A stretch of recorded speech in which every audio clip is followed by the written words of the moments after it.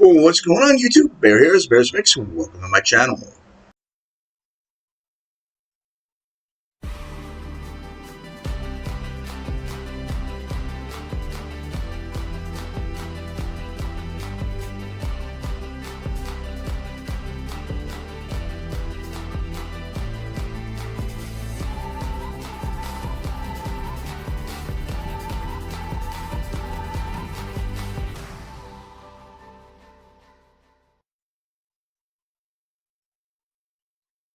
Oh, welcome back. A well-regulated militia being necessary to the security of a free state, the right of the people to keep and bear arms shall not be infringed. What's going on this beautiful, sunny, 82-degree July the... I forgot what date it is.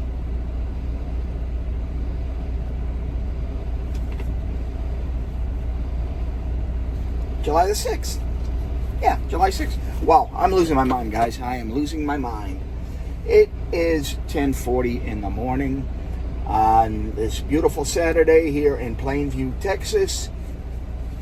I will have my 34-hour reset wrapped up here at about 04:30 in the morning.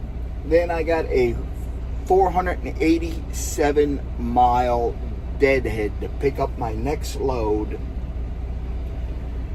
which goes for a total of 1,220 miles, but the broker on this load has it billed at 702 miles.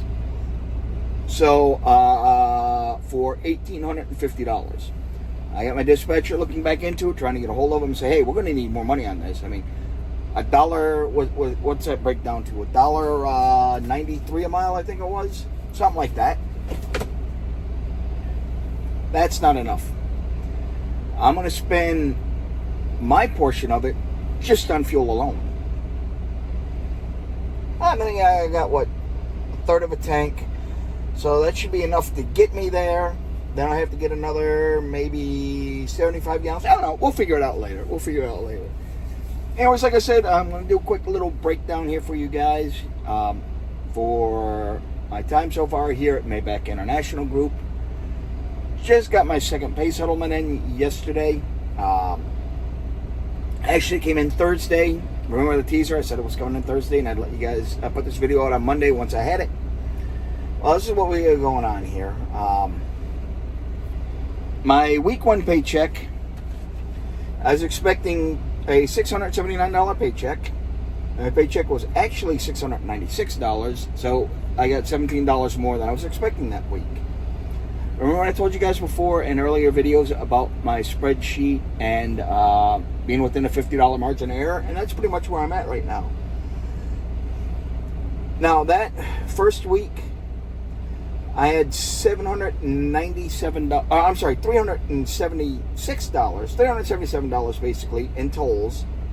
I was expecting it to be around $379 when I calculated it. So I was damn close on my guesstimate for that. So yeah, I was expecting $679. My paycheck was $696. I got $17 more than I was expecting. Now my second week paycheck. This one's kind of got me a little pissed off right now. I was expecting about $2,000. I had 4 days of layover because the broker screwed up, rescheduled the wrong load on me. So I had to set 4 days waiting to make that delivery.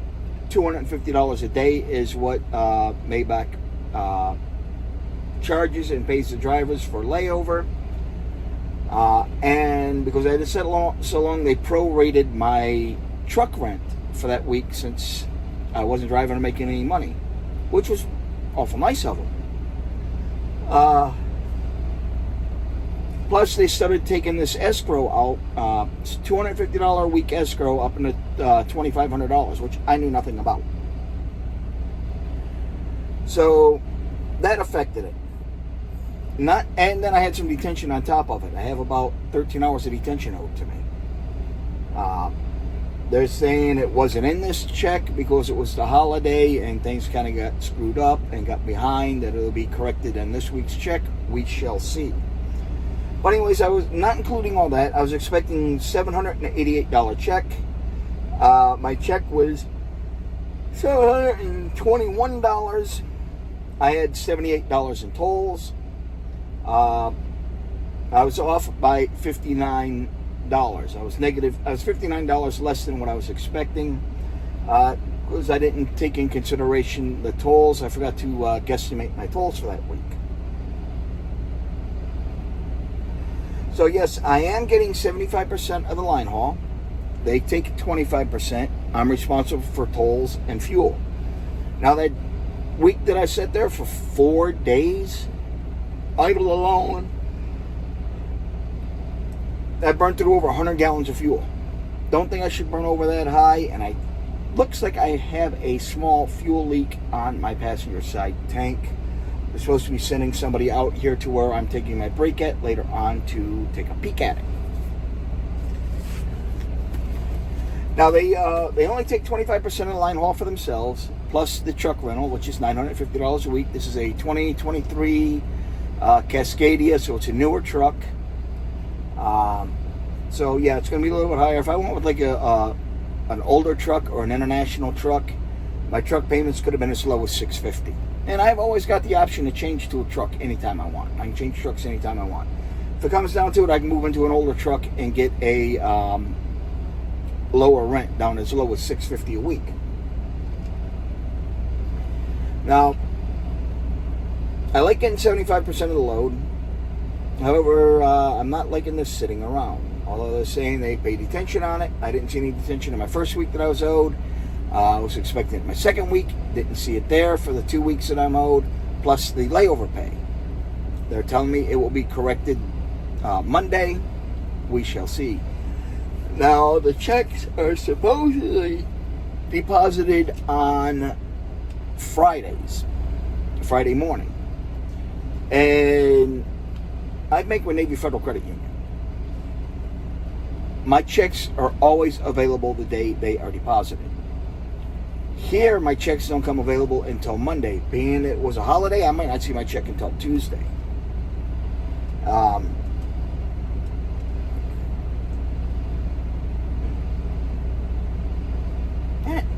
Piece of hair from my mustache stuck in the tip of my tongue.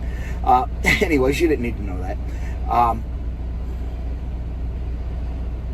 Some of the stuff I don't like here is like the unexpected escrow fund, $2,500, which I knew nothing about. They started taking it out of my second paycheck. What else was it? They are basically stealing from the drivers.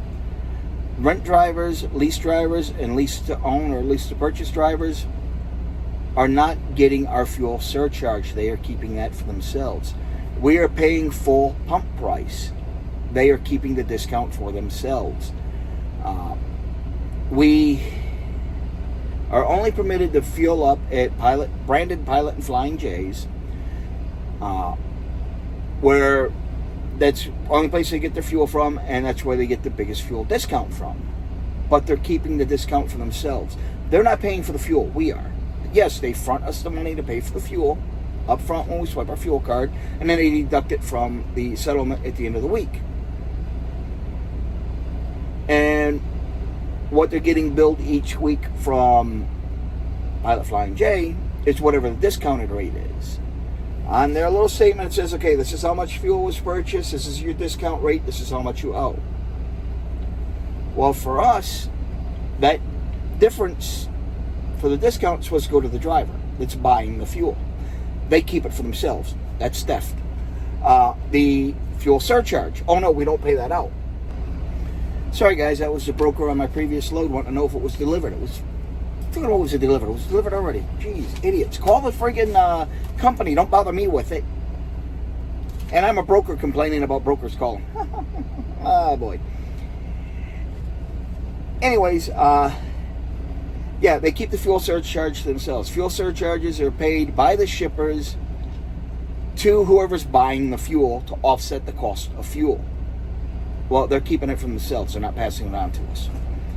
So when I get back through Elgin, I'm going to have a word with them and say, look, you guys need to bump me up to freaking 85% pay. If you're not going to give me my fuel, you're going to steal my fuel discount, and you're going to steal my fuel surcharge, or give me what I'm owed. Pay me what you owe me. But I'm already starting to see issues with pay here. And I'm not liking it. All the other guys are saying they love it here that I've talked to, that they haven't had any issues. These guys, if you run out of hours, they will reset your clock. I won't let them touch mine. I'm not getting hit with those false logs.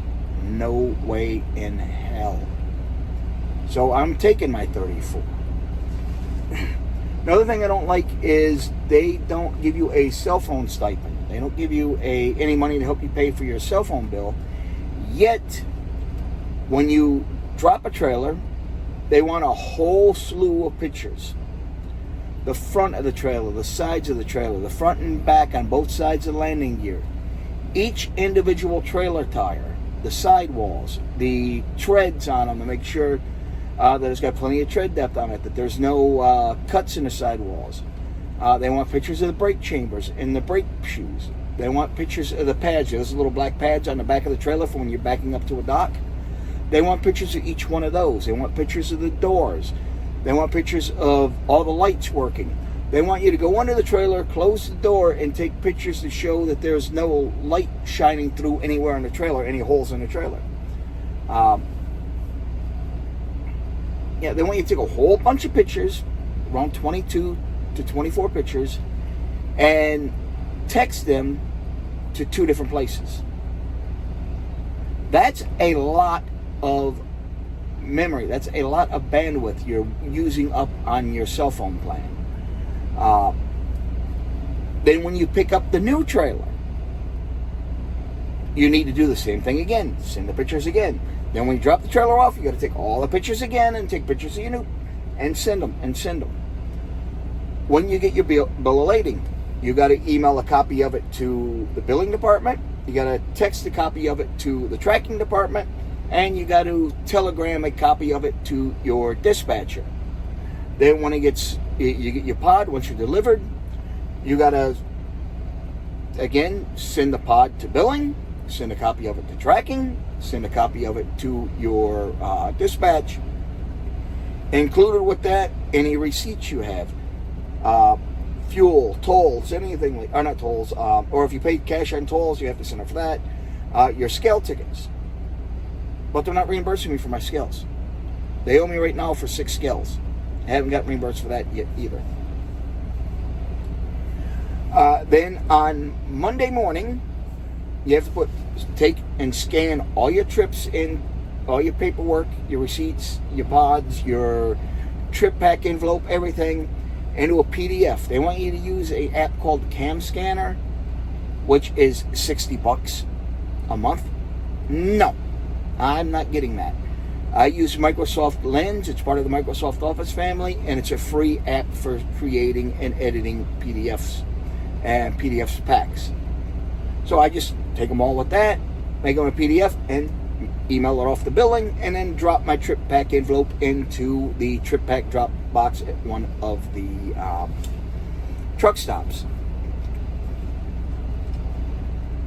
A lot of redundancy. And when you're out getting when you have a load, you get booked on a load where it's going to be dropping a hook, you'll get a call from the maintenance department asking you if there's any problems with the trailer you have, reminding you need to take all those pictures and send them to them. And if there's any problems with the new trailer, you got to let them know. You got to take all the pictures of the new trailer and send them to them. And then they send you a text message on top of it, repeating everything you just said in the phone call. One or the other, guys. One or the other. Come on, make up my mind. So they want to use up a lot of your bandwidth. There is a list of, back to the scales. They tell you to download the CATScale app and put your fuel card number in it, but yet you can't use your fuel card to pay for your CATScales. You have to pay for that either with your cash or your personal credit or debit cards. And then you send in the receipts, and then they don't reimburse you for it.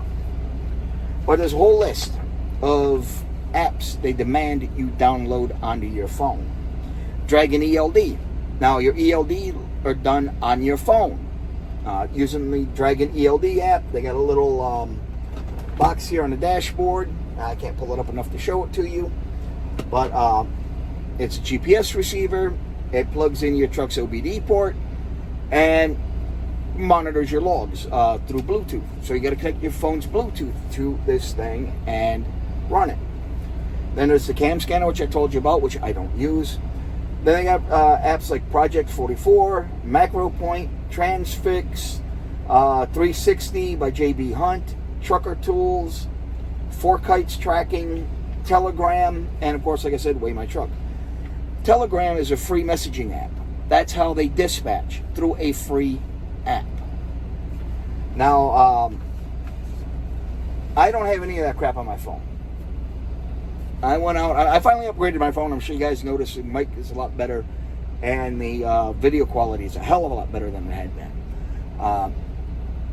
I've had that that iPhone X since they first came out, and it's getting old. It's getting, it's wearing out. So I finally broke down and got a new phone. I now have an iPhone 15 Pro Max, which is what I'm filming on right now. Using front-facing camera, it's probably be a lot better if I were using the back-facing camera, but I don't have an external monitor for this shit, so I can watch and make sure everything's framed up right. But I will be adding some stuff to this soon. So I went out to stop the Verizon just to price them out, and I decided, you know what? Let's see what they want to charge me for a security deposit, considering my credit is trashed. Well, I've been with them for so long. They is a prepaid cell phone for over a decade now. They approved me for a $3,000 credit limit. So I was able to get the phone. I got a iPad, and I also got the Verizon Home Internet. So I'm going to actually have a stable internet connection on the truck so I can upload my videos. So yeah, I got all that, plus the phone, regular $1,500. I got $850 off the phone. I got the home internet box for free. And I got $500 off of the iPad, so that was only another $479. So hey, I mean, not bad. And I still got plenty. I might actually go get me an Apple Watch, or those Apple glasses when they release them. We'll see. Anyway, some of the other stuff they're looking for here on the pictures you send them, they give you this printout of 3 pages of different types of tire wear and damage. And if you're in that and you're not reporting it, or if you have cuts in your sidewall, they will charge you for those tires. They will bill you for those tires. If you go out and you pass a level 1 inspection, they give you, where is it at? A level 3 inspection pays you a $150 bonus. A level 2 inspection pays you a $300 bonus. A level 1 inspection pays a $500 bonus. If you pass. If you get a second of either of those inspections, they give you an additional $100 on top of it.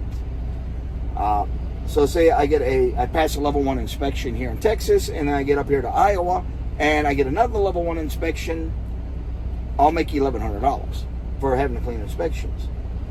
However, if you fail an inspection, don't matter if it's a level 1, 2, or 3, they fine you, where is it at here? $150 if you fail the DOT inspection. They're not a regulatory commission. They're not a regulatory agency. They have no right to issue or levy fines on drivers. But they do. And here's basically 1 3/4 page of fines that they will levy on you. If you have a out of service violation, or rather if you have an hours of service violation that doesn't put you out of service, operating after 14 hours, all of these, driving past 11 hours, driving past 14 hours, driving past 8 hours without taking your break, driving over 70 hours in 8 days, no on-duty record status, false logs, or driving while logged out, they will fine you $1,000. Again, if you don't meet any of the DOT requirements, or you fail your DOT inspection, you don't have your load tab filled out with your bill of lading number and your trailer number and all that on it, they fine you $150. If any of those violations result in out of service, there's an additional $250, and anybody that gets put out of service can be terminated on the first offense. That's another thing about this. I'll get into the ELD and all the issues with it that they force us to use. Now, unsafe driving violations. If you get a lane restriction, so you're out in California and you're hanging out in that left lane and you're passing slow truck and you get pulled over, they fine you. Running a red light or a stop sign, blowing a scale, following too closely, failure to yield right, improper turns, failure to maintain your lane, on top of whatever fines you get from the state. The first time they'll charge you an additional $500 fine. Second time they'll charge you $750 fine and fire you. Now, if you get caught speeding, now all these fines that they're levying on you on top of whatever the violation fine is, this is what they're personally charging you. If you get caught 1 to 6 miles an hour over the speed limit, $500. 6 to 10 miles over the speed limit. I can put on my other glasses so I can read this. Hold on. There we go, that's better. So 6 to 10 miles an hour, $650. 11 to 14 miles an hour over the speed limit, $750. 15 miles an hour or more, first offense is $1,000. Second offense, they fine you $1,000 and fire you. Inattentive driving, in other words, driving distracted. $1,000 first offense they'll charge you, and $1,000 a second offense they'll charge you, plus they will fire you. That's on top of the $2,950 are already going to this ticket you're going to get for using your phone while you're driving. Using a handheld phone while operating a CMV, and proper use of electronic communications device. First offense, they'll charge you $1,000. Second offense, they'll charge you $1,000 and fire you on top of what the state's already going to charge you. Not wearing your seatbelt, $1,000 fine. Second time you get caught not wearing a seatbelt while driving, they fine you an additional $1,000 and they fire you. So basically, they're keeping your last paycheck. Now, maintenance violations, not out of service. Tires, $500. Brakes, $500. Light bulbs, $250. ABS light not working, $250. Wheel seal, oil or air leak, $200 fine. Fire extinguisher not charged and properly mounted and installed, $200. If the results in a out of service violation, they'll add another $250 to that fine, plus whatever the state's charging you, and you can be shit canned. First offense. Let's see. If you don't report to them that you got an inspection, level 1, level 3, 4, whatever the inspection is, they fine you $200. If you get hit for overweight, they charge you $200. If you get towed for illegal parking, on top of the towing and storage fees, they're going to fine you $200. If your license is suspended, whether you know it or not, and on the road, chances are you're not going to know it, they're going to fine you $200. Allowing a unauthorized person or somebody without a CDL to operate your vehicle, or somebody that's not qualified to drive the vehicle. Say you have a rider with you and they've got a CDL. You're tired, they want to drive, you let them drive. Well, you're going to get fired. They're going to fine you $3,000. They're going to fine you, plus the FMCSA is going to charge you $3,000 on that ticket.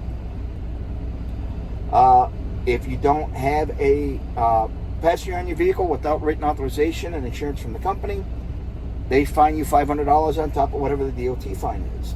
If you don't report a accident immediately, there's a fine. They don't state what the fine is, and you get fired on top of it. If you're missing any receipts or fuel reports for the previous month, they hold your paycheck until you get that paid. Cargo liability and physical claims, truck insurance deductible. Just for the tractors, $2,500. Trailer insurance, $2,500. Cargo insurance, $2,500. Liability insurance, $2,500. Now, if you go out there and you have you get a steer tire blowout, you pulled into the ditch and you flip over, you damage your truck, you damage your trailer. They're going to charge you $2,500 for the deductible on the tractor. They're going to charge you $2,500 deductible for the trailer. They're going to charge you $2,500 deductible for your cargo insurance. They're going to charge you $7,500. So don't go get into an accident. When it comes to this Dragon ELD, there's a lot of issues with it. It does not retain your trailer numbers and your bill of lading numbers. Every day you got to go in and re-enter all that. Every single day. Then when you do your DVIR inspections, that's on one form. You got to make sure everything's added to it. When you do your certifications, that's another form. You got to make sure everything's added to that to certify your logs every single day. When it comes to the split sleeper berth provision, forget it. You can't use it here. The app is not set up to properly utilize the split sleeper. I had a shipper I was at where it was one of these shippers where you drop the trailer and you go over to the staging area and you park and wait for them to call you to tell you the load's ready. So you go sleeper berth and lay down and take a nap. I was there 4 hours, 48 minutes. I was expecting to do the 3-7 split and get all my hours back after the 3 hours. Well, that didn't happen. Why didn't it happen? Because they're not set up for it. They do not give you the option here to pair your long break and your short break to get your 10 hours so you can get going sooner. You don't get your hours back immediately. So as soon as I go back on duty, those hours that I was off duty or in sleeper, I should get those returned. That's the split sleeper is the only way to stop your 11 and 14 hour clock. And you have to take a minimum of 2 hour break either in your sleeper or off duty. If you take a 2 hour break, you got to your last break at the end of the day has to be 8 hours in sleeper. If you take the 3 hours or more break, your break at the end of the day has to be 7 hours sleeper. And those hours that you're off duty or in sleeper when you're using the split, you're supposed to get back as soon as you start driving. Anything over 2 hours. They're not set up for that.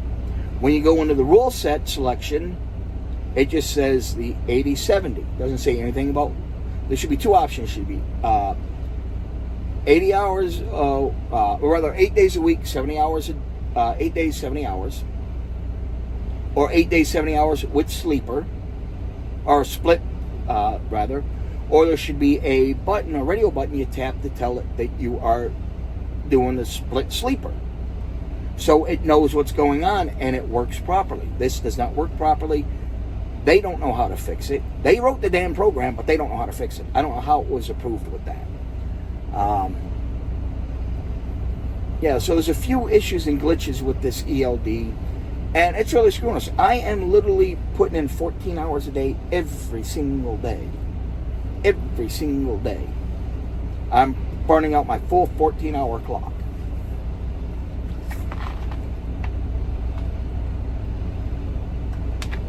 If I was able to use my split sleeper properly, I wouldn't be wasting those hours. I'd be fine. And a lot of this stuff, I'd be able to recoup a lot of my lost time. But it's just friggin' ridiculous the way it works and what's going on here.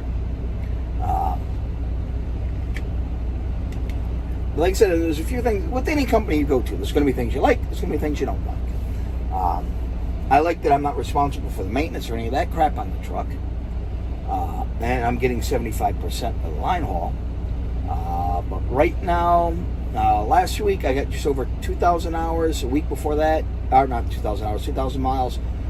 Week before that was, I should have pulled it out of the computer and wrote it down for you guys. Give me 1 second. I'm going to go get those numbers for you. Okay, guys, I'm back. I should have got those numbers for you sooner. I didn't think about it. I do apologize. So anyways, on week 1, my total miles, dispatch miles, was 3,055 miles. My gross line haul at 100% was $5,775. 25% of that gave me $4,331.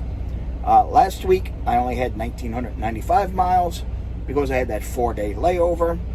The gross line haul on that was 4,900. Of that, I got $3,675. Of course, from those, I had to go and deduct my fuel and my tolls and now my escrow account. For this week right now, that I'm wrapping up on Monday, my total miles will be 2,122 miles for the week. 4,650 is the gross. 75% of it pays me $3,488. Then, of course, from that, I got to deduct all my fuel expenses and everything else. And for this week, I'm not expecting a paycheck. It's not going to be a very big paycheck. You know, I still got to pay my rent. Here it is, the 6th, 7th, 8th, whatever today is. And my rent hasn't been paid yet for this month. I'm racking up $10 a day late fees. At least I let my landlord know ahead of time. So they said, tell them before I log onto the app to pay it, and they will try and waive the fees for me. He's only kissing my ass because he accidentally had my vehicle towed, which led to it being repossessed and auctioned off. I'm on the damn road. I had no clue it was towed. They didn't look at the registration on it. They didn't look at the assigned parking spot, compare it to the assigned, to see if it was assigned to an apartment, and his apartment was actually currently occupied. They took over the apartments in October of last year. I moved in January 1st, in fact, of this year. And back in, I guess, May, after I was out on the road, they finally decided the snow melted enough they can go in and tow all the abandoned vehicles from previous tenants. They just left broken down vehicles on the property, or vehicles that have been dumped on the property. It's 35 units, 40 parking spaces. People were having to park on side streets and getting broken into around the apartment, rather than parking into our apartment parking lot where it was more secure.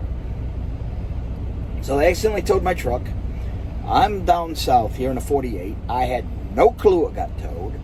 I didn't find out about it until I went to pay my truck payment, and I pay a month ahead just in case something happens. I won't have to worry about falling behind on a payment. Made my payment, a message popped up saying important message. Clicked on the link to read the message, and it says your vehicle's been repossessed. Like, what? Long, drawn out mess. I think I might have covered it in a previous video, I forget. But anyways, the tow company said, well, nobody came and got it, so before they could put a lien on it and sell it at auction for the unpaid towing and storage fees, they have to do a title search, send the last registered owner, which is me, and any lien holders, which is the bank, a notice that it's there. They had that notice for almost 30 full days before taking any action on it. They made no attempt whatsoever to call me, email me, or anything to say, hey, why's your car an impound? You got to go get it, or we're going to have to repossess it to protect our interest, which any bank will do. They're supposed to call you or contact you and say, hey, you need to get it out of there. What's wrong with the car? Is it broke down? Was it an accident? Why did you abandon it at a tow company? I'm in the lower 48. I had no clue that it had been towed. I had no idea at all that it had moved. If I had, I would have gotten it recovered. If they called me up and said, hey, what's going on? Or they sent me a text message, an email, or anything saying, hey, what's going on? Or sent me a message through the app, hey, what's going on? I would have said, hey, okay, I'll get this taken care of. And I would have made arrangements. I would have found out why it was towed. Called the tow company. Tow company said it was towed for unauthorized illegal parking. It was a private property, a PPI, a private property impound tow. I'm like, what happened? Was my vehicle stolen and dumped somewhere? Where'd you tow it from? What was the address? They gave me the address and went, that's my apartment. I live there. That vehicle was in my assigned parking space. Why the hell did you tow it? Well, I called the landlord. Oh, that was yours? Well, we sent out an email to everybody. I never seen the email. I would have contacted you if I had and said, hey, that's my truck, leave it alone. Never got the email. So they screwed up. Now he's finally, after going back and forth with him, the bank, the tow company, and everything, he said, look, man, here's my insurance company. File a claim with the insurance company for the value of the vehicle. Well, I did that. Now I'm waiting and waiting and waiting. Anyways, we're off topic now. But yeah, that made a real bad hit to my credit. I mean, you guys know I've talked about my credit score in the past. Now I'm down to a 515 score. Working at RTI and getting screwed over so bad by RTI. And getting over limit on my credit cards. 2 of my credit cards have just been canceled on me because they were over limit for too long. I'm trying to pay them. I'm making my regular payments, trying to pay them. But then the new interest fees and payment come in and puts it back over limit again.